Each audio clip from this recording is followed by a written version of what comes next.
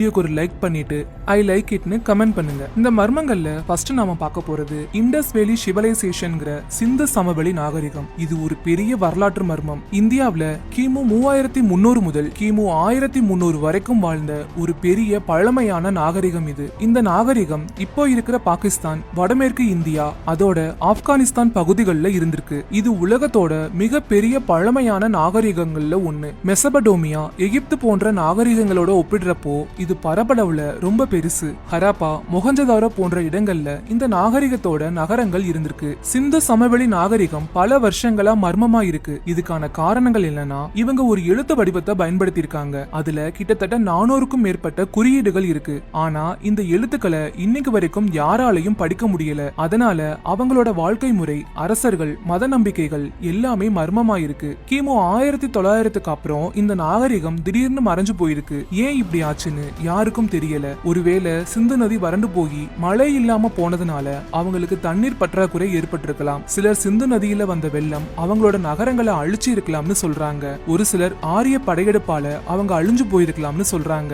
ஆனா இந்த கணிப்புகளுக்கு எந்த உறுதியான ஆதாரமும் இல்ல. இந்த நாகரிகத்துல எந்த மன்னனோட கல்லறையும் பெரிய அரண்மனைகளும் இல்ல. ஒருவேளை இவங்க ஜனநாயகம் மாதிரி ஏதாவது ஒரு ஆட்சி முறையை பின்பற்றி இருக்கலாம். சிந்து சமவெளி நாகரிகம் ஒரு பெரிய வரலாற்று புதிர். இதோட மொழிக்கு விடை கிடைச்சா பல மர்மங்கள் வெளியே வரலாம். இந்த நாகரிகத்தோட நகரங்கள் ரொம்ப அற்புதமா கட்டப்பட்டிருக்கு.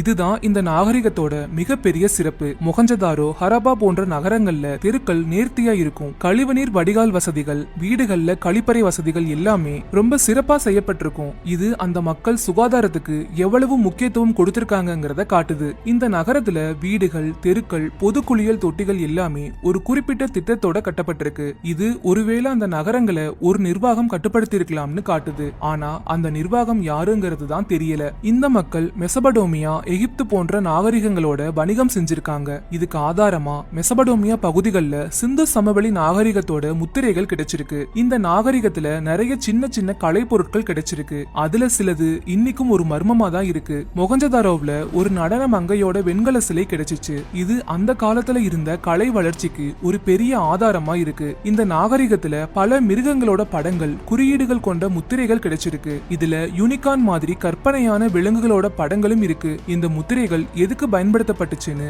இன்னைக்கு வரைக்கும் யாருக்கும் தெரியல. இந்த மர்மங்கள் எல்லாமே சிந்து சமவெளி நாகரிகம் எவ்வளவு முன்னேற்றமா இருந்துச்சுங்கிறத காட்டுது. இந்த நாகரிகத்தோட மொழிக்கு விடை கிடைச்சா பல மர்மங்கள் வெளியே வர வாய்ப்பு இருக்கு.